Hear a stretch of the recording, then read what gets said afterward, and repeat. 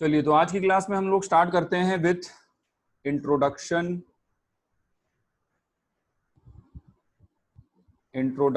To entropy. ठीक है, और यही हमारे लिए सबसे काम की चीज है, इसी के बारे में हम लोग को पढ़ाई करनी है।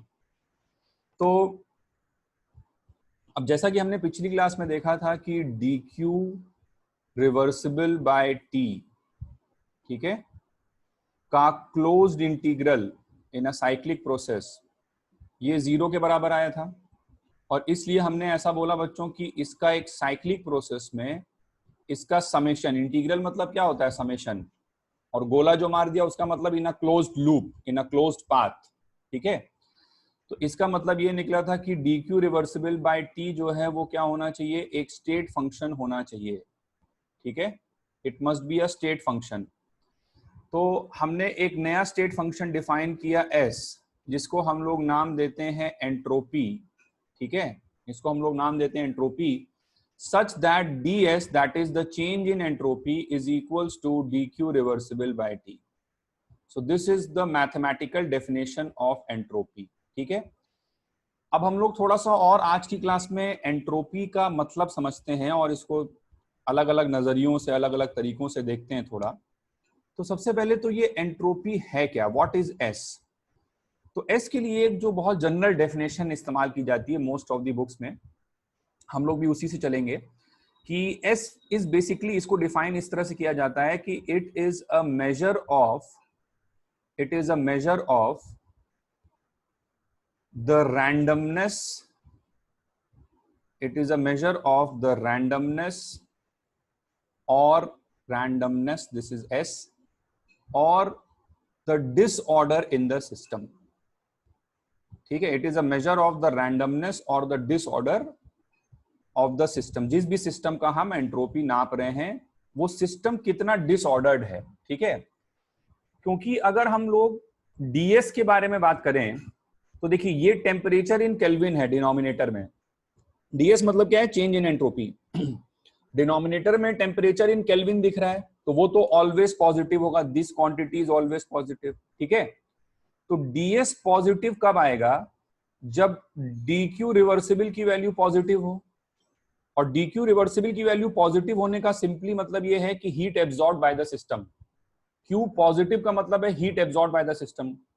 तो बच्चों इसको फिजिकली थोड़ा सा अपने मेंटली विजुअलाइज करने की कोशिश करो कि कोई सिस्टम अगर हीट एब्जॉर्ब कर रहा है तो उस सिस्टम के बिहेवियर में कैसा चेंज आ रहा होगा। जैसे मान लो कोई गैस है, उस गैस को आप और गर्म कर रहे हो, उसका टेम्परेचर बढ़ा रहे हो, हीट कर रहे हो, तो हीट अगर उसको सप्लाई करोगे तो उसके मॉलिक्यूल्स का मोशन और ज्यादा तेज हो जाएगा, या हम और बेटर होगा ऐसा वर्ड यूज करें कि और ज्यादा डिसऑर्डर्ड हो जाएगा। सब मॉलिक्यूल इधर उधर मूव कर रहे हैं, आपस में एक दूसरे से टकरा रहे हैं।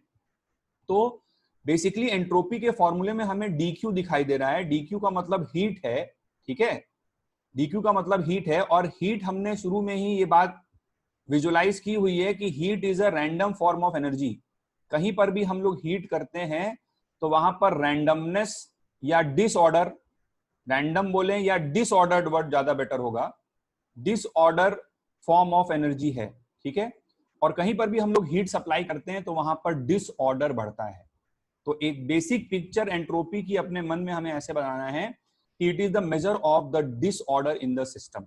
ठीक है, तो अब इस पर बेस कुछ बहुत ही बेसिक सवालों से चालू किया जाए कि मान लीजिए एक सब्सटेंस है, कुछ ऐसी बेसिक बातें कर रहे हैं अभी कि सॉलिड है, और वही सब्सटेंस फिर लिक्विड फॉर्म में चला गया, और वही सब्सटेंस फिर गैस फॉर्म में चला गया।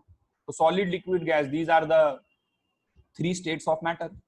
तो इन तीनों में अगर एंट्रोपी का ऑर्डर पूछा जाए, है ना, कि सॉलिड, लिक्विड और गैस में what will be the entropy order, तो अब क्या लगता है भाई कहां पे डिसऑर्डर सबसे ज्यादा है।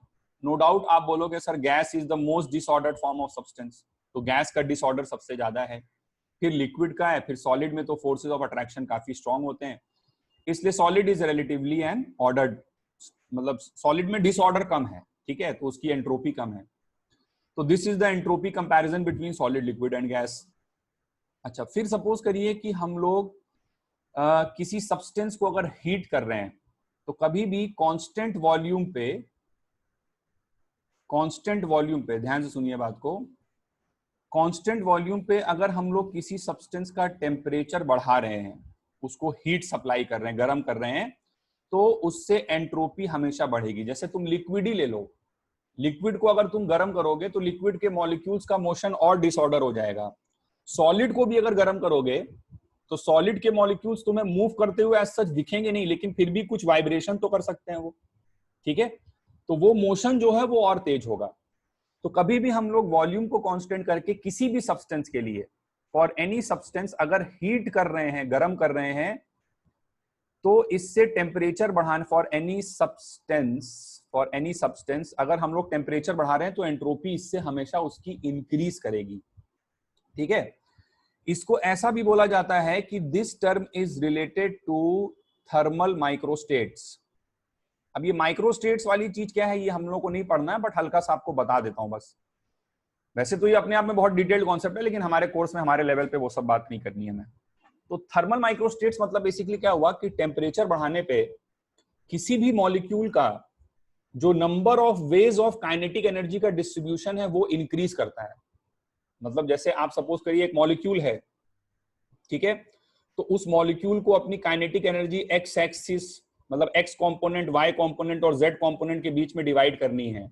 ये बात कुछ मैंने हल्की सी क्लास 11th में जब मैं मैक्सवेल्स डिस्ट्रीब्यूशन पढ़ा रहा था तो वहां पर भी मैंने ये बात छेड़ी थी कि जैसे जैसे वेलोसिटी की वैल्यू बढ़ती है वैसे वैसे नंबर ऑफ वेज, ठीक है, जिसके द्वारा वो एक्स वाई और जेड कंपोनेंट के बीच में डिस्ट्रीब्यूट हो सकता है वो बढ़ता जाता है। तो उसी चीज को हम लोग थर्मल माइक्रोस्टेट्स बोलते हैं। जैसे जैसे मान लो फॉर एग्जांपल, अगर अगर मुझे एक एक पॉइंट है, कोई एक मॉलिक्यूल है ना, उसकी उसकी वेलोसिटी मुझे लेटस से 2 रखनी है। तो सपोज करो कि थोड़ा सा बता देते हैं चलो, है ना, थर्मल माइक्रोस्टेट भी समझ लो। ये कोऑर्डिनेट सिस्टम है, ठीक है। तो इस कोऑर्डिनेट सिस्टम पे अगर मुझे वेलोसिटी 2 रखनी है, तो 2 वेलोसिटी का मतलब मैं एक 2 रेडियस का स्फीयर बना लिया, मान लो 2 रेडियस का स्फीयर बना लिया। अब इस स्फीयर के सरफेस पे, इसको 3D में विजुलाइज करो, 2D में ये सर्किल लग रहा है बट 3D में स्फीयर सोचो इसे। तो इस स्फीयर के सरफेस पे जितने भी पॉइंट्स आ रहे होंगे, ठीक है, उन सब के लिए X square plus Y square plus Z square equal to 2 square रहेगा, ठीक है, V X square plus V Y square plus V Z square. अच्छा, अब सपोज करो मुझे वेलोसिटी 4 करनी है, तो वेलोसिटी 4 करनी है तो मैं एक ज्यादा बड़ा रेडियस का स्फीयर बनाऊंगा ना, है ना, ये 4 रेडियस का स्फीयर हो गया। तो इस बार इस दूसरे वाले स्फीयर के सरफेस पे जितने भी पॉइंट्स आ रहे होंगे उन सब के लिए X square plus Y square plus Z square equal to 4 square हो जाएगा, ठीक है। तो ऑब्वियस सी बात है कि जिस स्फीयर का रेडियस 4 है उसका सरफेस एरिया ज्यादा होगा। मतलब वेलोसिटी अगर ज्यादा है तो मैं उसे एक्स कैप वाई, मतलब एक्स वाई और जेड के कंपोनेंट्स में जो डिस्ट्रीब्यूट कर सकता हूं वो नंबर ऑफ वेज ज्यादा है। तो इसी नंबर ऑफ वेज को हम लोग थर्मल माइक्रोस्टेट्स बोलते हैं कि टेम्परेचर बढ़ाने पे एंट्रोपी इसलिए बढ़ी because the number of ways, तो डिसऑर्डर बढ़ गया ना भाई अभी सिस्टम में। सिस्टम के जितने अलग अलग ऑप्शंस हो सकते हैं, सिस्टम के पास जितने ज्यादा नंबर ऑफ ऑप्शंस हो सकते हैं किसी पर्टिकुलर स्टेट में रहने के, तो उतना ज्यादा डिसऑर्डर सिस्टम माना जाएगा वो। तो number of ways of distribution, number of ways of distribution of kinetic energy of the system increases. ठीक है, इस बात को फील करो थोड़ा सा कि अगर मेरी वेलोसिटी 2 मीटर पर सेकंड है तो उस वेलोसिटी 2 मीटर पर सेकंड के 3 कंपोनेंट्स होंगे, एक एक्स कंपोनेंट, एक वाई कंपोनेंट, एक जेड कंपोनेंट। तो 2 मीटर पर सेकंड को मैं एक्स, वाई और जेड के अलग अलग तरीकों में जो डिवाइड करूंगा, है ना, और अगर मेरी वेलोसिटी ज्यादा है, लेट्स से 4 मीटर पर सेकंड, तो उसको मैं एक्स, वाई, जेड के अलग अलग तरीकों में डिवाइड करूंगा। तो 4 के लिए मेरे पास नंबर ऑफ ऑप्शंस ज्यादा हैं जिसको मैं एक्स, वाई और जेड में डिस्ट्रीब्यूट कर सकता हूं। तो उसी को मैंने यहां पर लिखा है कि number of ways of distribution of kinetic energy of the system increases, और इसी नंबर ऑफ वेज को थर्मल माइक्रोस्टेट्स बोला जाता है। ठीक है, फिलहाल आप तो बस इतना समझिए कि टेम्परेचर बढ़ाने पे एंट्रोपी बढ़ जाती है, ये काम की बात है। क्यों बढ़ जाती है? Due to thermal microstates. Volume constant करके अगर टेम्परेचर बढ़ाएंगे तो एंट्रोपी बढ़ जाएगी। अच्छा भाई, इसके बाद फिर आता है कि अगर हम लोग टेम्परेचर को कांस्टेंट करके वॉल्यूम बढ़ाएंगे, वॉल्यूम इंक्रीज करेंगे तो भी एंट्रोपी इंक्रीज करेगी, तो भी एंट्रोपी बढ़ेगी। ये एंट्रोपी क्यों बढ़ गई? इसको बोला जाता है पोजिशनल माइक्रोस्टेट्स। जैसे जैसे गैस एक कंटेनर में बंद थी, उस कंटेनर में तुमने कोई होल कर दिया तो वो गैस पूरे कमरे में फैल गई, ठीक है? तो गैस के फैलने से जो एंट्रोपी है वो इंक्रीज करी है। अगर वॉल्यूम कांस्टेंट करके टेम्परेचर बढ़ाओगे तो भी एंट्रोपी बढ़ेगी, टेम्परेचर कांस्टेंट करके वॉल्यूम बढ़ाओगे तो भी एंट्रोपी बढ़ेगी। और वॉल्यूम बढ़ने पे एंट्रोपी क्यों बढ़ी? क्योंकि हम लोग बोलते हैं पोजिशनल माइक्रोस्टेट्स बढ़ गए। पोजिशनल माइक्रोस्टेट्स का मतलब क्या है भाई? बहुत ही सिंपल सी बात है। जैसे मान लो वहां पे number of ways of kinetic energy का डिस्ट्रीब्यूशन बढ़ रहा था। जैसे सपोज करो एक कंटेनर है, इसमें क्या एक पार्टीशन लगा हुआ है, यहाँ पे एक गैस है, ठीक है, इधर खाली जगह है। अब इसमें तुमने होल किया है यहाँ पे, तो होल करोगे तो गैस जो है वो क्या होगी? पूरी जगह पे फैल जाएगी। इसको मान लो रिमूव कर दिया, पार्टीशन को गायब कर दिया, तो गैस पूरी जगह फैल गई। अब किसी भी एक पार्टिकल को पकड़ के बैठो, तो अगर वो पार्टिकल ज्यादा जगह में फैल गया है तो उसके लिए जो नंबर ऑफ पॉसिबल पोजीशंस हो सकती हैं, जैसे पहले उस पर्टिकुलर पार्टिकल का पोजीशन इतनी जगह में ही कुछ आना था, उसका एक्स वाई जेड का रीजन ये था, एक्स वाई जेड कोऑर्डिनेट का। लेकिन अगर वो ज्यादा जगह फैल गया तो उसके पास ज्यादा नंबर ऑफ ऑप्शंस हो सकते हैं पोजीशन लेने के, तो इसको हम लोग पोजिशनल माइक्रोस्टेट्स बोलते हैं। फिलहाल मुद्दे की बात बस इतनी सी है कि अगर कोई चीज स्प्रेड आउट कर रही है, उसका वॉल्यूम बढ़ रहा है, तो उससे भी एंट्रोपी या डिसऑर्डर इंक्रीज कर रहा है। गर्म कर रहे हो तो भी एंट्रोपी या डिसऑर्डर इंक्रीज कर रहा है, ठीक है? एक लास्ट पॉइंट और जो मैं आपको बताना चाहूंगा कि टेम्परेचर बढ़ाने पर एंट्रोपी तो बढ़ती है लेकिन डीएस कम हो जाता है। अब आप बोलोगे सर ये क्या मतलब हुआ इस बात का? ठीक है, तो इस बात को भी समझ लो। जैसे हमने बोला है ds is equals to dq reversible by t, ds is equals to dq reversible by t, ठीक है? तो ये जो मैंने पॉइंट लिखा है इसका मतलब ये है, इस फॉर्मूले को अगर हम लोग देखें तो इस फॉर्मूले को देख के हम ऐसा बोल सकते हैं कि if dq reversible, that is heat exchange in a reversible process, is constant, अगर dq रिवर्सिबल एक कांस्टेंट है, then ds is inversely proportional to t। ये बात बोल सकते हैं ना भाई? अगर ये चीज न्यूमरेटर कांस्टेंट है तो ds inversely proportional to t बोला जा सकता है। तो मैंने यही बोलने की कोशिश की है यहाँ पे कि टेम्परेचर बढ़ाने पर एंट्रोपी बढ़ता है लेकिन डेल्टा एस कम हो जाता है, delta S is inversely proportional to T. इस बात का क्या मतलब है ना? इसको थोड़ा सा फील करो इस बात को। इस बात का मतलब ये है कि अगर तुम किसी सिस्टम को गर्म कर रहे हो, बहुत ध्यान से समझो, किसी सिस्टम को अगर गर्म कर रहे हो तो उसकी एंट्रोपी बढ़ रही, तुम उसमें हीट ऐड कर रहे हो। Heat is a disordered form of energy, और डिसऑर्डर अगर ऐड कर रहे हो तो उसकी एंट्रोपी बढ़ रही है, ठीक है? अब सपोज करो कि तुम्हारे पास 50 जूल हीट है किसी सिस्टम को देने के लिए, ठीक है? लेकिन वो सिस्टम का इनिशियल टेम्परेचर स्पेसिफाइड नहीं है। तो 50 जूल हीट जब तुम दोगे तो लेट अस से एक बार सिस्टम 100 डिग्री सेंटीग्रेड पे था, एक बार सिस्टम 200 डिग्री सेंटीग्रेड पे था, एक बार सिस्टम 300 डिग्री सेंटीग्रेड पे था, ठीक है?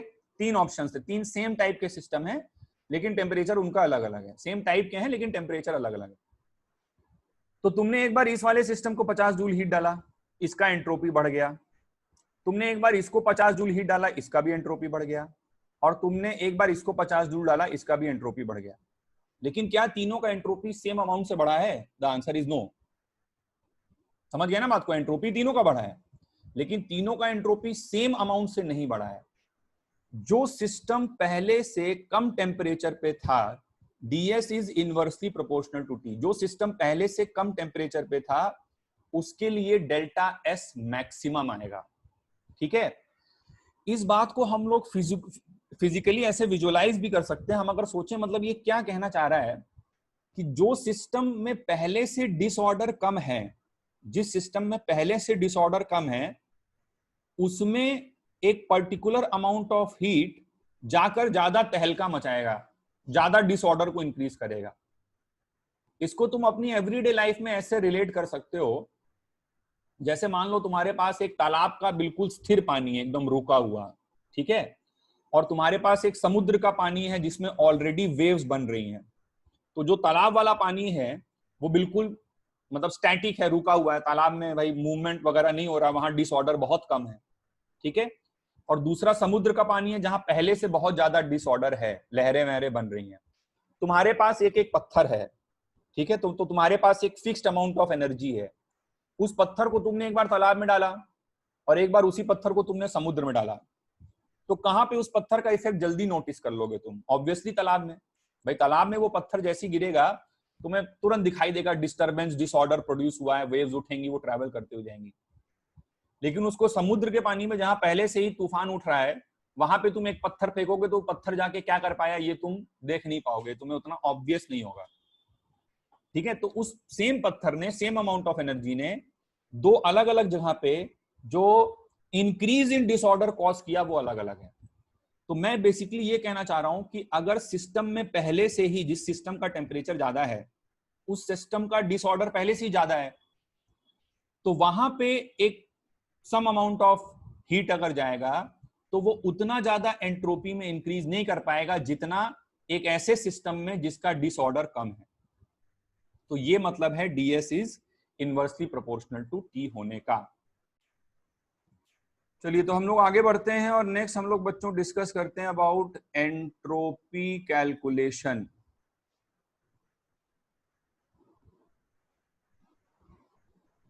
ठीक है, एंट्रोपी कैलकुलेशन कि किसी भी प्रोसेस से एसोसिएटेड एंट्रोपी चेंज हम लोग कैसे निकालेंगे। कि कोई भी प्रोसेस अगर हुआ, ठीक है, कोई भी प्रोसेस संसार में हो रहा है, गैस का एक्सपेंशन हो रहा है, कंप्रेशन हो रहा है, कोई सॉलिड पिघल रहा है, कोई केमिकल रिएक्शन हो रही है, कोई लिक्विड बॉयल कर रहा है, तो ये सब कुछ प्रोसेसेस हैं।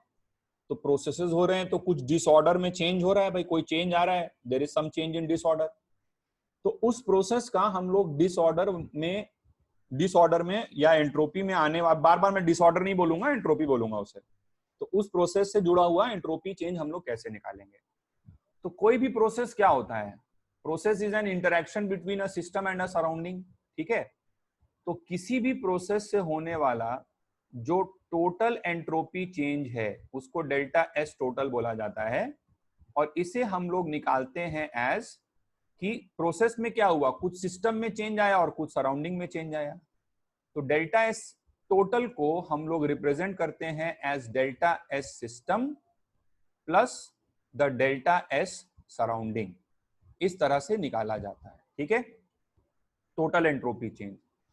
इस डेल्टा एस टोटल को कभी कभी डेल्टा एस यूनिवर्स भी बोला जाता है, कि पूरे ब्रह्मांड के एंट्रोपी में क्या परिवर्तन आया एक पर्टिकुलर प्रोसेस के होने से। तो इसको हम लोग डेल्टा एस टोटल या डेल्टा एस यूनिवर्स के नाम से जानते हैं, ठीक। अब यहां पे डेल्टा एस टोटल में हमको दो टर्म्स दिखाई दे रहे हैं, एक सिस्टम का एंट्रोपी चेंज और दूसरा सराउंडिंग का एंट्रोपी चेंज, ठीक है। तो दोनों को एक एक करके निकालना है, और इसी डेल्टा एस टोटल को यूज करके हम लोग अब कंडीशन फॉर स्पॉन्टेनिटी भी डिसाइड करने जा रहे हैं, ठीक है। जैसे हमने जब सेकेंड लॉ स्टार्ट किया था तो वहां पर हम लोगों ने बोला था कि first law is insufficient to explain the spontaneity of a process या feasibility of a process. First law तो law of conservation of energy है, वो बोलता है गर्म चाय कमरे में पड़ी पड़ी ठंडी हो जाए, इसमें भी एनर्जी कंजर्व्ड है, और ठंडी चाय कमरे में अपने आप पड़े पड़े गर्म हो जाए, ये भी, इसमें भी एनर्जी कंजर्व्ड है। लेकिन तुम्हें मालूम है कि एक चीज होगा एक चीज नहीं होगा, गर्म चाय ठंडा हो जाएगा लेकिन ठंडा चाय अपने आप कमरे से एनर्जी एब्जॉर्ब करके गर्म नहीं होगा, ठीक है। तो फर्स्ट लॉ जो है वो कोई क्राइटेरिया फॉर स्पॉन्टेनिटी नहीं दे पाता, तो अब क्राइटेरिया फॉर स्पॉन्टेनिटी जो आएगा वो डेल्टा एस टोटल से आएगा। खैर वो आगे की बात है, पहले हम लोग थोड़ा सा इस पे चर्चा करते हैं कि डेल्टा एस सिस्टम और डेल्टा एस सराउंडिंग के बारे में हम कैसे बात करेंगे। तो let us discuss calculation of delta S system first. Delta S system का कैलकुलेशन करना है, ठीक है, बहुत ही बेसिक सी बात है। देखिए ds को हम लोगों ने डिफाइन किया है as dq reversible by t। मतलब एक रिवर्सिबल प्रोसेस में होने वाला हीट का एक्सचेंज बाय टी। तो कभी भी सिस्टम ए से बी गया, सिस्टम का कोई स्टेट चेंज हुआ फ्रॉम ए टू बी, ठीक है, तो इररिस्पेक्टिव ऑफ द फैक्ट कि एक्चुअल प्रोसेस कैसा हुआ है, ठीक है, अभी सुनते जाओ बात को, बहुत सारे एग्जांपल करेंगे इस पे। ए से बी मैं सिस्टम को लेके गया, कोई प्रोसेस हुआ एक मान लो, ठीक है। अब ये प्रोसेस रिवर्सिबल भी हो सकता है या इरिवर्सिबल भी हो सकता है, कैसा भी प्रोसेस हो सकता है। रिवर्सिबल क्या होता है, इरिवर्सिबल क्या होता है, ये सब आप जानते हो। तो एक्चुअल में तो ये प्रोसेस कैसा भी हो सकता है, लेकिन एंट्रोपी चेंज निकालने के लिए हम लोग इनिशियल और फाइनल पॉइंट के बीच में हमेशा एक रिवर्सिबल प्रोसेस ही मानेंगे। अब एक्चुअल प्रोसेस रिवर्सिबल है तो बहुत खुशी की बात है। एक्चुअल प्रोसेस अगर रिवर्सिबल नहीं भी है, अगर इरिवर्सिबल है, तो भी कोई घबराने की सिचुएशन नहीं है। हम लोग इनिशियल और फाइनल पॉइंट के बीच में एक रिवर्सिबल प्रोसेस मान करके इसको इंटीग्रेट करके एंट्रोपी का चेंज निकालेंगे, ठीक है। तो ये बात हम लोग नोट करते हैं। और एंट्रोपी एक स्टेट फंक्शन है, ठीक है। तो एंट्रोपी तो इस बात पे डिपेंड करता है कि हम लोग ए से बी गए। अब रिवर्सिबली गए इरिवर्सिबली गए इससे कोई मतलब नहीं है, हम इवेंचुअली ए से बी गए हैं, तो हम ए से बी के बीच में एक रिवर्सिबल प्रोसेस मान के एंट्रोपी निकाल दें, बात खत्म, ठीक है। तो delta S system will always be calculated by assuming a reversible process। हमेशा हमको एक रिवर्सिबल प्रोसेस मान लेना है irrespective of the actual process. और स्टेट फंक्शन है तो उससे कोई फर्क पड़ता नहीं। और एंट्रोपी के फॉर्मूले में हमको डी क्यू रिवर्सिबल ही डालना होता है ना। मैंने वहां पे सिर्फ डी क्यू तो नहीं लिखा है, रिवर्सिबल प्रोसेस मान के हमको निकालना है, ठीक है। और स्टेट फंक्शन है तो हम यहां से यहां अगर इरिवर्सिबल तरीके से भी गए हैं तो भी एंट्रोपी का चेंज उतना ही आएगा, क्योंकि हम गए तो ए से भी हैं। will always be calculated by assuming a reversible process between state A and state B। ठीक है, ये बात हो गई। बस अब इसका एग्जाम्पल देखेंगे हम लोग। हमेशा रिवर्सिबल प्रोसेस मानना है, ठीक है। और इसको हम लोग फिर इंटीग्रेट करेंगे और dq की जगह हम लोग पुट करेंगे। dq क्या है भाई, dq को हम लोग जनरली क्या लिखते हैं, dq को हम लोग लिख देते हैं n इंटू सी प्रोसेस इंटू dt, ठीक है। तो ये सब dq की जगह पुट कर दिया जाता है। अब कांस्टेंट प्रेशर हो रहा होता है तो cp, ये सब एग्जांपल देखेंगे अभी। कांस्टेंट प्रेशर है तो cp डाल देते हैं, कांस्टेंट वॉल्यूम है तो cv डाल देते हैं, सो ऑन। ये आगे की बात है अभी, है ना। अच्छा, फिर हम लोग आते हैं calculation of delta S surrounding. Now this is important, ये आपको समझना है, ठीक है। यही मेन चीज है, calculation of delta S surrounding.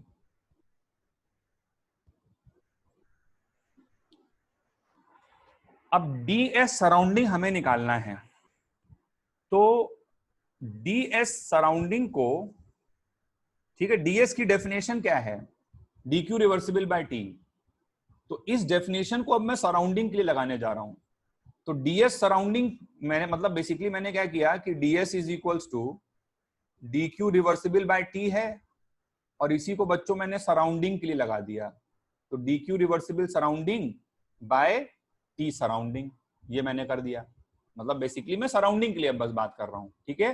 तो डीएस की बेसिक डेफिनेशन है D Q reversible by T. उस डेफिनेशन को मैंने सराउंडिंग के लिए लगाया, तो मैंने हर जगह पे सराउंडिंग लिख दिया। DS surrounding is equals to D Q reversible of surrounding by T surrounding. अब बहुत ध्यान से मेरी बात सुनिए। देखिए, मान लीजिए कि मेरे पास एक कंटेनर है, इस पे फ्रीली मूवेबल पिस्टन लगा हुआ है, ठीक है। अब आप सराउंडिंग के लिए बात कर रहे हो, और यहां पे m मास की बालू रखी हुई है, और फिर मेरे पास एक कंटेनर है, यहां पर फ्रीली मूवेबल पिस्टन लगा हुआ है, और मेरे पास एक m मास का ब्लॉक रखा हुआ है, ठीक है, इसके अंदर कुछ गैस वगैरह भरी हुई है, ठीक है, सुनिए केयरफुली। अब मैंने क्या किया कि यहां पर मैं बालू का एक एक पार्टिकल हटा रहा हूं, तो ये प्रोसेस एक रिवर्सिबल प्रोसेस है। यहां पे मैंने इस ब्लॉक ऑफ मास m को सडनली एक बार में हटा लिया, तो ये प्रोसेस एक इरिवर्सिबल प्रोसेस, ठीक है। वेरी इंपॉर्टेंट पॉइंट, जो रिवर्सिबल और इरिवर्सिबल की डेफिनेशन है, that is always always with respect to the system. देखो रिवर्सिबल प्रोसेस क्या होता है, जिसमें हमेशा सिस्टम का इक्विलिब्रियम मेंटेन रहे। इरिवर्सिबल प्रोसेस क्या होता है, जिसमें हमेशा सिस्टम इक्विलिब्रियम में नहीं है। तुमने इस ब्लॉक ऑफ मास m को एक बार में खटाक से हटा दिया अगर, तो सिस्टम का इक्विलिब्रियम डिस्टर्ब हो गया। तुम इस बालू को धीरे धीरे धीरे धीरे धीरे धीरे हटा रहे हो, तो सिस्टम का इक्विलिब्रियम मेंटेन है, ठीक है। तो जो इरिवर्सिबल और रिवर्सिबल की अभी तक बात हुई थी, वो with respect to the system हुई थी ना, कि सिस्टम का इक्विलिब्रियम डिस्टर्ब हो रहा है या नहीं हो रहा है। अगर अगर हो रहा है तो तुमने इरिवर्सिबल प्रोसेस बोला, और नहीं हो रहा है तो तुमने रिवर्सिबल प्रोसेस बोला। But what about the surrounding? मैंने इस ब्लॉक ऑफ मास m को सडनली हटाया, तो क्या सराउंडिंग का इक्विलिब्रियम डिस्टर्ब हो गया क्या? बिल्कुल नहीं भाई। सराउंडिंग का इक्विलिब्रियम डिस्टर्ब होता है तो सुनामी आ जाता है, अर्थक्वेक आ जाता है। इस ब्लॉक ऑफ मास m को हटाने से सराउंडिंग के प्रेशर पे नहीं फर्क पड़ा है भाई। जो अनडिफाइंड हुआ है वो किसका प्रेशर हुआ है? सिस्टम का प्रेशर अनडिफाइंड हुआ है, ठीक है। और इसको धीरे धीरे हटा रहे हो तो भी सराउंडिंग में कोई फर्क नहीं पड़ा है। तो the very important point which I am trying to state is कि द रिवर्सिबल एंड इरिवर्सिबल की जो कहानी है, that holds with respect to the system. Surrounding के नजरिए से अगर देखो, तुम सराउंडिंग में अगर चले जाओ तो सराउंडिंग का इक्विलिब्रियम कभी डिस्टर्ब नहीं होता है, and surrounding is always at equilibrium, ठीक। And if surrounding is always at equilibrium, then all changes with respect to WRT, मतलब with respect to surrounding, all changes with respect to surrounding can be regarded as reversible। Surrounding में होने वाला कोई भी process, ठीक है, can be regarded as reversible. ठीक, note करो इसे जल्दी से। All changes with respect to surrounding can be regarded as reversible। Surrounding में कैसा भी प्रोसेस हो रहा हो, चाहे प्रोसेस ये है चाहे प्रोसेस ये है, अगर सराउंडिंग के नजरिए से देखो तो सराउंडिंग का इक्विलिब्रियम ना यहां डिस्टर्ब हुआ ना यहां डिस्टर्ब हुआ, तो सराउंडिंग के लिए ये भी रिवर्सिबल है, सराउंडिंग के लिए ये भी रिवर्सिबल है। मतलब बेसिकली मैं बस इतना कहना चाह रहा हूं कि जैसे सिस्टम के लिए तुमने बात की थी ना कि हम सर एक्चुअल प्रोसेस कैसा भी है हम रिवर्सिबल प्रोसेस मानेंगे, सराउंडिंग के लिए ऐसा कुछ भी करने की जरूरत नहीं है, क्योंकि सराउंडिंग में कुछ भी हो रहा है वो रिवर्सिबल ही है। तो सराउंडिंग के लिए तो एंट्रोपी कैलकुलेशन फिर एक नजरिए से देखो तो और आसानी हो गया, क्योंकि अब जब मैं बात करूंगा तो मुझे यहां फालतू फोकट का बार बार रिवर्सिबल रिवर्सिबल लिखने की जरूरत नहीं है ना भाई। जब हर चीज रिवर्सिबल ही है, तब तो आप पकड़ो जैसा प्रोसेस हो रहा है बस उस प्रोसेस को ले लो सीधे सीधे आप, और उस प्रोसेस का DQ वहां पे पुट कर दो, क्योंकि सराउंडिंग के लिए तो सब कुछ रिवर्सिबल है। तो DS को हम लोगों ने लिखा, DS को हम लोगों ने लिखा इसको हम लोग लिखेंगे DS फॉर सराउंडिंग, ठीक है। अब हमने क्या किया बच्चों, बेसिकली मैं ये कहना चाह रहा हूं कि वहां से हमने रिवर्सिबल वाला वर्ड ड्रॉप कर दिया। तो DS surrounding is equals to DQ surrounding by T surrounding. समझ गए? इस तरह से निकालेंगे, इसको करेंगे इंटीग्रेट, इसको इंटीग्रेट करेंगे तो ये delta S surrounding is equals to, surrounding एक इनफाइनाइट हीट रिजर्वॉयर है, सराउंडिंग का टेम्परेचर हमेशा कांस्टेंट रहता है, और सराउंडिंग का टेम्परेचर अगर कांस्टेंट है तो ये T सराउंडिंग बाहर आ जाएगा। Surrounding is always at constant temperature. भाई गरम, जैसे मैंने शुरू में बताया था कि गरम चाय लाके रखते हो तो चाय ठंडी हो जाती, कमरा गर्म नहीं होता है। तो सराउंडिंग का टेम्परेचर कांस्टेंट है, और यहां से ये आ जाएगा integral of DQ surrounding upon T बाहर आ जाएगा, टी सराउंडिंग, ठीक है। और डी क्यू सराउंडिंग को हम लोग लिखेंगे, पहले लिख देते हैं Q surrounding upon T surrounding, और यहां से डेल्टा एस सराउंडिंग को हम लोग लिख देंगे minus Q system upon T surrounding. अब सवाल आता है सर ये क्यू सिस्टम क्या आ गया? कुछ नहीं है भाई, जो तुमने हीट डिफाइन किया था, ठीक है, पॉजिटिव नेगेटिव, वो with respect to system define किया था ना। तो जैसे मान लो, बहुत ध्यान सुनो मेरी बात, जैसे मान लो ये सिस्टम है तुम्हारा, इस सिस्टम ने 50 जूल हीट रिलीज करी, ठीक है, 50 जूल हीट रिलीज करी, तो क्यू की वैल्यू तुम क्या बोलते हो? क्यू की वैल्यू तुम बोलते हो -50 जूल, क्योंकि हीट रिलीज है सर। तो अगर सराउंडिंग में जाके देखो, मान लो ये ऑब्जर्वर हो गया, यहां से देख रहा है, सराउंडिंग से अगर देख रहा है, तो सराउंडिंग में तो ये हीट आ रही है ना, ठीक है, तो सराउंडिंग में हीट आ रही, तो सराउंडिंग के नजरिए से ये क्यू क्या हो जाएगा? ये +50 हो जाएगा। तो ये क्यू बेसिकली वही वाला क्यू है जिसको तुम FLOT में निकालते थे, फर्स्ट लॉ ऑफ थर्मोडायनेमिक्स लगाते थे ना, डेल्टा यू बराबर क्यू प्लस डब्ल्यू। तो वहां पर जो क्यू निकालते थे ये वही वाला क्यू है, और हमने अभी तक जो भी क्यू पढ़ा वो with respect to the system पढ़ा। तो सराउंडिंग के लिए वही क्यू साइन चेंज हो जाएगा भाई, सिस्टम से हीट जा रही तो हम क्यू -50 बोलेंगे, लेकिन सराउंडिंग में तो वो आ रही है ना, तो सराउंडिंग के लिए तो एब्जॉर्ब हो गया एक तरह से। तो हम बस ये फॉर्मूला ध्यान रखें कि delta S surrounding is equals to minus Q system by T surrounding, ठीक है, इसको नोट डाउन करिए जल्दी से। नेक्स्ट हम लोग डिस्कस करते हैं सेकेंड लॉ ऑफ थर्मोडायनेमिक्स के। मैंने आपको पहले बताया था बहुत सारे अलग अलग स्टेटमेंट्स होते हैं, तो अब हमारे लिए जो काम का स्टेटमेंट है वो हम लोग देखने जा रहे हैं, है ना, जिसका मैक्सिमम में यूज करना पड़ने वाला है, and that is the condition for spontaneity, ठीक है, कंडीशन फॉर स्पॉन्टेनिटी। तो सेकेंड लॉ ऑफ थर्मोडायनेमिक्स ये बोलता है कि एक ऐसा प्रोसेस है ना जिसके लिए पेपर पे आप नेट टोटल डेल्टा एस निकालो और वो डेल्टा एस पॉजिटिव आए, तो ऐसा प्रोसेस स्पॉन्टेनियस प्रोसेस होना चाहिए। देखो यहां पर कला यही है कि हम प्रोसेस को करा के नहीं देखना चाहते हैं, अरे करा के तो पता ही चल जाएगा ना कौन सा स्पॉन्टेनियस है कौन सा नॉन स्पॉन्टेनियस है, लेकिन क्या हम थ्योरेटिकली कोई क्राइटेरिया निकाल सकते हैं? क्या हम पेपर पे ये बात सोच सकते हैं कि ये प्रोसेस अगर कराएं तो ये स्पॉन्टेनियस होगा या नहीं होगा? ठीक है, ये चीज है सेकंड लॉ ऑफ थर्मोडायनेमिक्स। जब तुम जाके एक्सपेरिमेंट ही कर लोगे तब तो पता ही चल जाएगा स्पॉन्टेनियस है कि नॉन स्पॉन्टेनियस है। अरे तुम ऐसे सपोज करो कि सर हम गर्म फ्लोर पर बॉल रखेंगे, तो हम देखना चाहते हैं कि सर वो बॉल फ्लोर से एनर्जी एब्जॉर्ब करके ऊपर आएगा कि नहीं आएगा। अब तुम फ्लोर गर्म करके बॉल रख दिए और बॉल ऊपर नहीं आया, तो ये तो तुम्हें पता ही चल गया।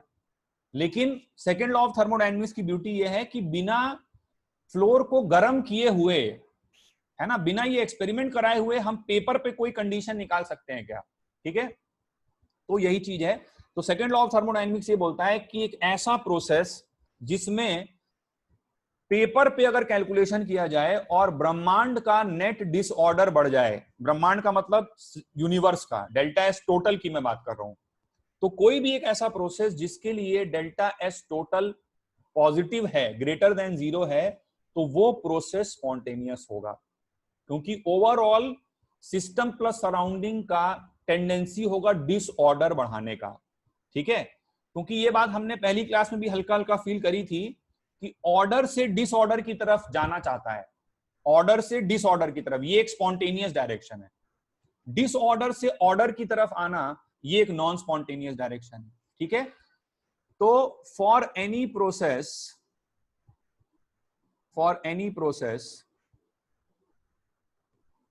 in which the net disorder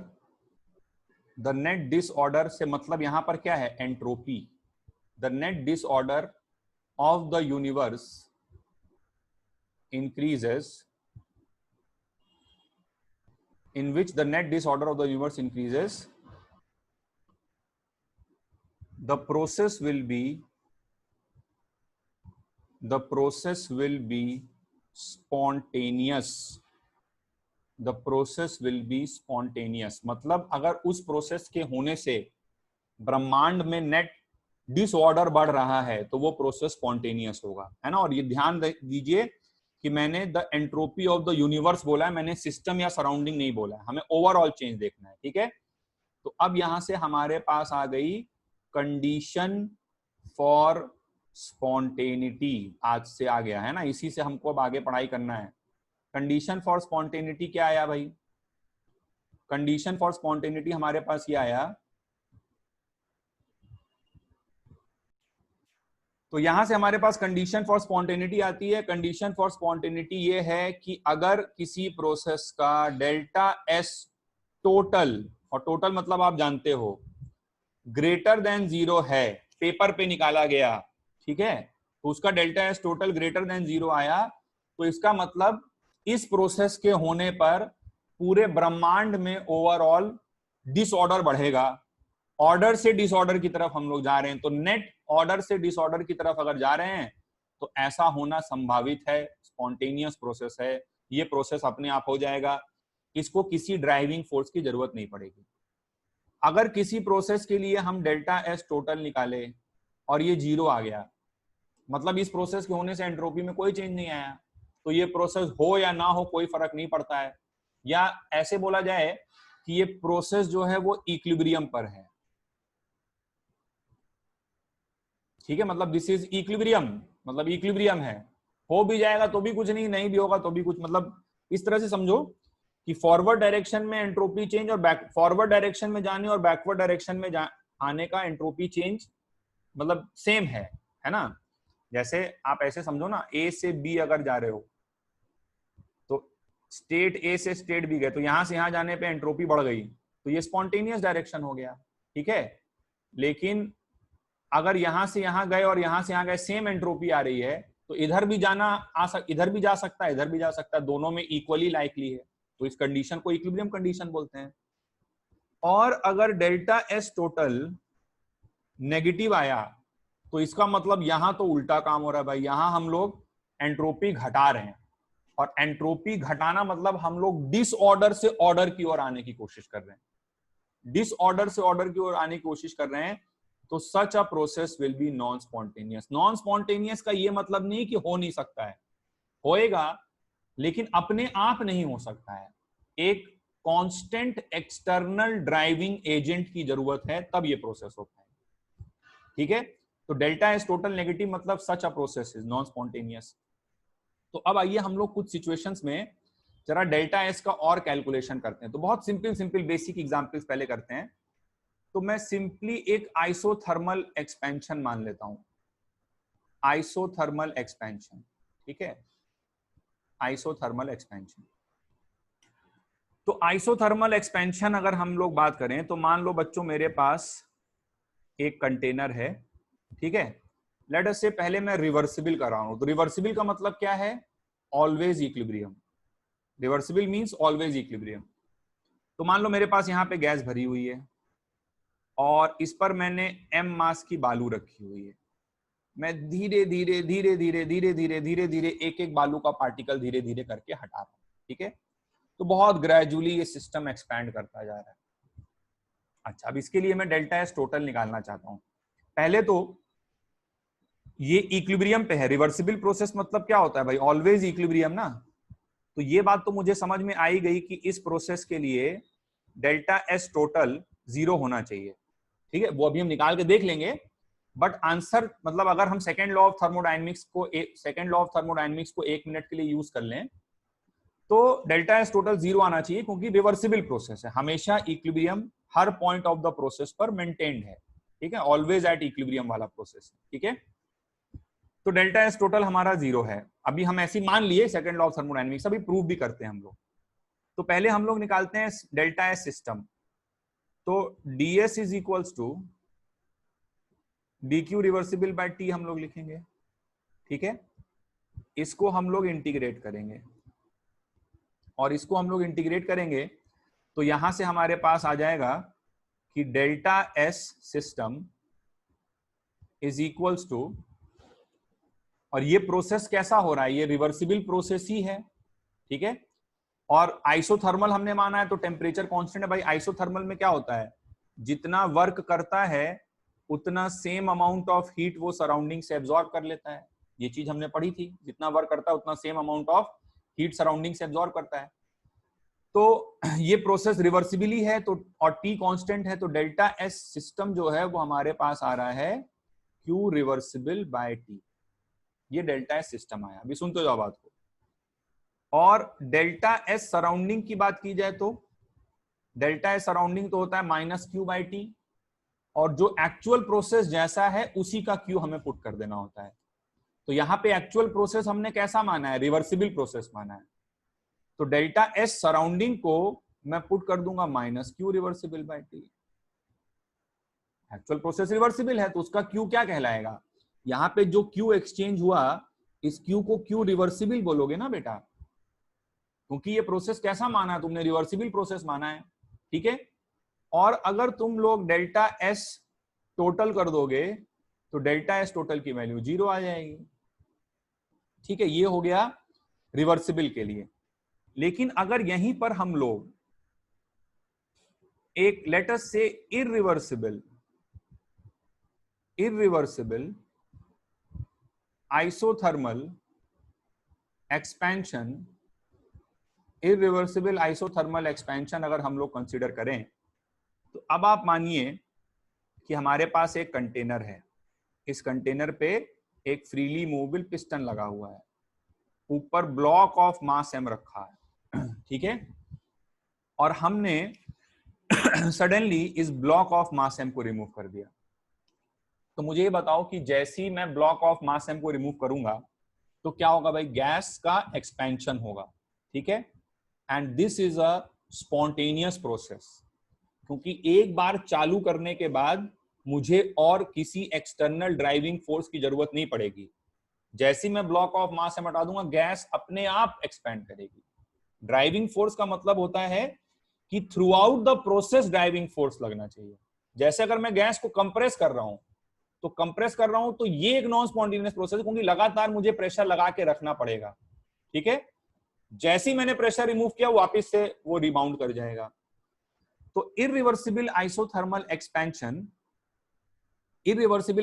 expansion ये एक स्पॉन्टेनियस प्रोसेस है, ठीक है। और यदि ये प्रोसेस स्पॉन्टेनियस है तो डेल्टा एस टोटल इसके लिए ग्रेटर देन 0 आना चाहिए according to second law of thermodynamics, जो हम देखते हैं कि आएगा कि नहीं आएगा। अब देखो यहां पे जैसे ही मैं ब्लॉक ऑफ मास में हटाऊंगा तो ये सिस्टम जो है एक्सपैंड करेगा, वर्क करेगा, और जितना वर्क करेगा आइसोथर्मल प्रोसेस है उतनी सेम अमाउंट ऑफ हीट वो सराउंडिंग से एब्जॉर्ब कर लेगा। लेकिन इस हीट को मैं बोलूंगा क्यू इररिवर्सिबल, इसको मैं क्यू रिवर्सिबल नहीं बोल सकता हूं, ठीक है। ये बात आपको समझ में आ रही कि नहीं, इसको मैं क्यू रिवर्सिबल नहीं बोल सकता हूं क्योंकि ये प्रोसेस जो है वो इररिवर्सिबल प्रोसेस, ठीक है। तो अब मैंने निकाला, सबसे पहले सिस्टम के लिए बात किया, ds is equals to D Q reversible by T. देखो सिस्टम के लिए तो मुझे हमेशा रिवर्सिबल मान के निकालना है, चाहे एक्चुअल प्रोसेस कैसा भी हो, सिस्टम के लिए मुझे हमेशा रिवर्सिबल मानना है, ठीक है। और अभी देखो क्या है कि हमने इस कंडीशन में, देखो यहां पर m मास की बालू है और यहां पर m मास का ब्लॉक है, ठीक है।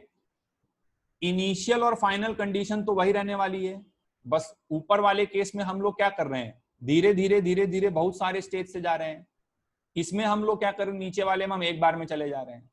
लेकिन इनिशियल पॉइंट और फाइनल पॉइंट तो सेम ही है ना भाई। देखो टेम्परेचर कांस्टेंट है यार, फाइनल प्रेशर वहां पर भी पीएटीएम, फाइनल प्रेशर यहां पर भी पीएटीएम, ठीक है। तो pressure initial point final point दोनों केस का सेम है, और एंट्रोपी एक स्टेट फंक्शन है। तो एंट्रोपी का चेंज तो उतना ही रहने वाला है जितना तुमने पिछले केस में निकाला था, और वो कितने के बराबर आएगा, वो आ जाएगा Q reversible by T. Entropy का चेंज हमेशा रिवर्सिबल मान के निकालना होता है, इररिस्पेक्टिव ऑफ द फैक्ट कि एक्चुअल प्रोसेस कैसा है, तो मैं उसी पॉइंट से उसी पॉइंट पे अगर गया हूं तो मैं डेल्टा एस को तो उतना ही बोलूंगा Q reversible by T. But what about delta S surrounding? Delta S surrounding के बारे में क्या है? अब सराउंडिंग के लिए तो हर चीज रिवर्सिबल है, सराउंडिंग के लिए तो ऊपर भी रिवर्सिबल था, ये भी रिवर्सिबल है। तो सराउंडिंग के लिए तो हम लोग जो एक्चुअल क्यू होता है प्रोसेस का, जैसा भी प्रोसेस है, और इस बार प्रोसेस जो है वो एक इरिवर्सिबल प्रोसेस है, तो मुझे माइनस क्यू बाय टी जब करना होगा तो इस बारी मैं minus Q irreversible by T करूंगा सराउंडिंग के लिए। और फिर अगर ये है डेल्टा एस सिस्टम,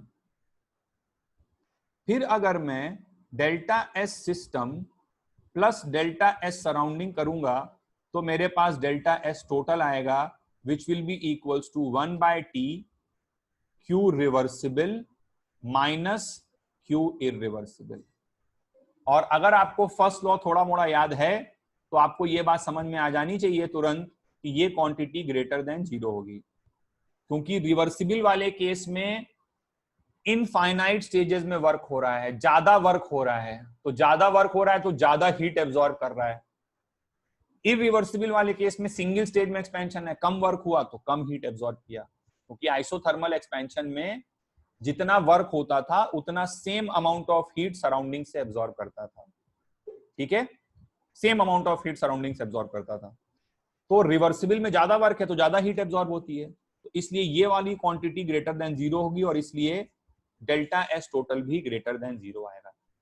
तो ये एक बेसिक आप मान के चलो, क्या ये बेसिक मतलब थॉट प्रोसेस है कि किस तरह से एंट्रोपी के क्वेश्चंस को अप्रोच करना होता है।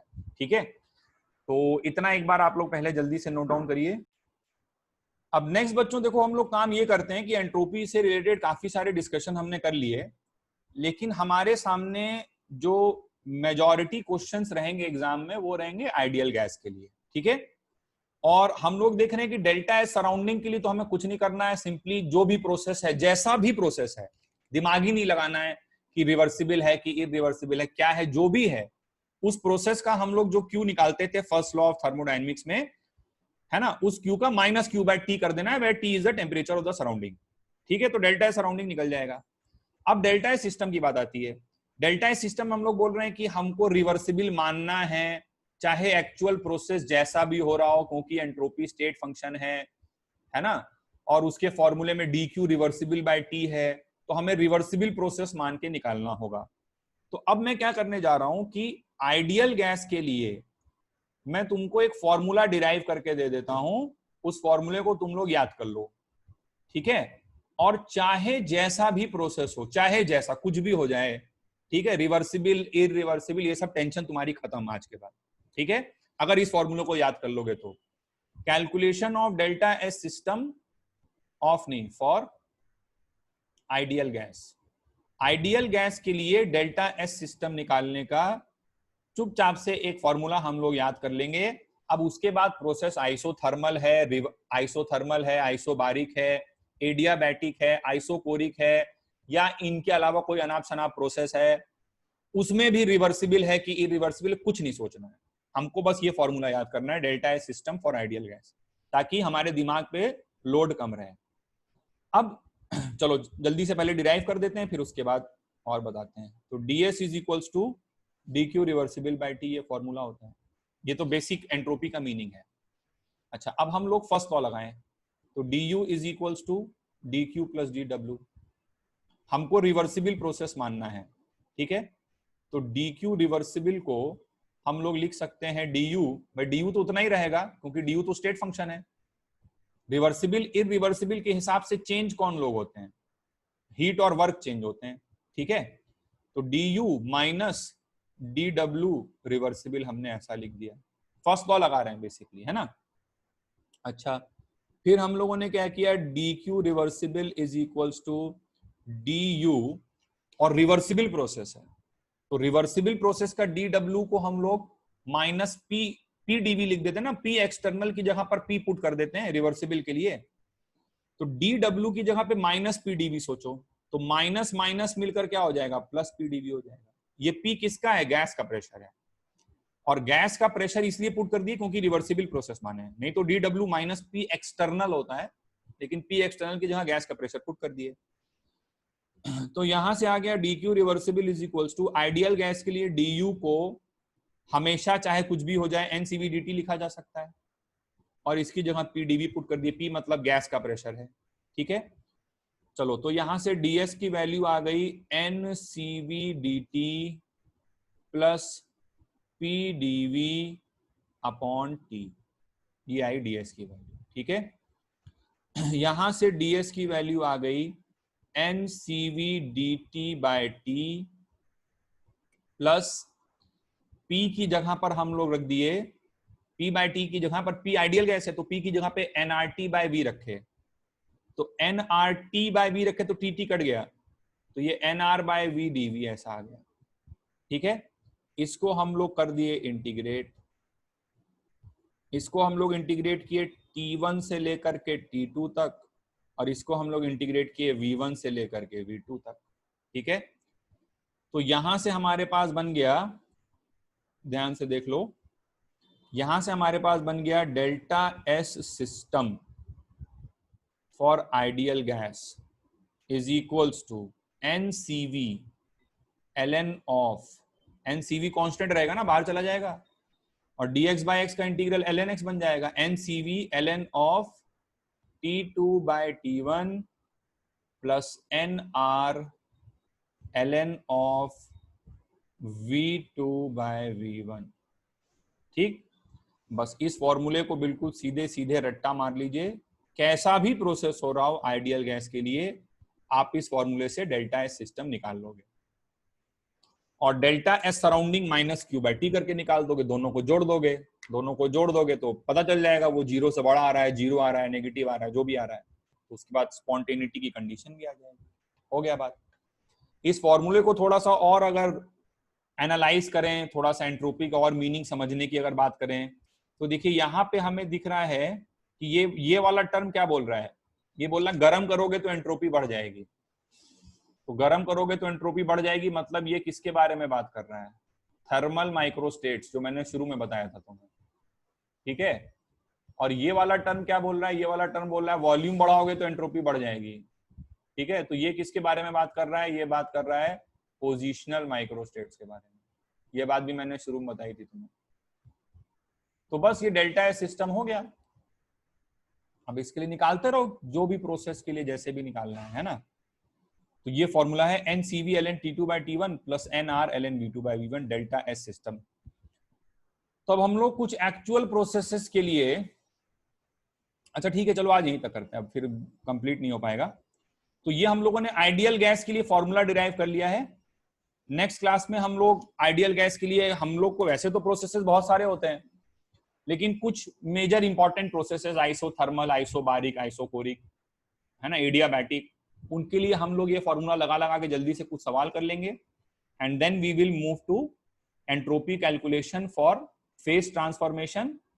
मतलब 2 क्लास और लगेगा, उसमें हम लोग इसको खत्म कर लेंगे पूरा, है ना, पूरा सेकेंड लॉ, और उसके बाद फिर नेक्स्ट चैप्टर स्टार्ट करेंगे, ठीक है। तो मिलते हैं अगली क्लास में, और इसका डिस्कशन फिर हम लोग और फर्दर कंटिन्यू करेंगे।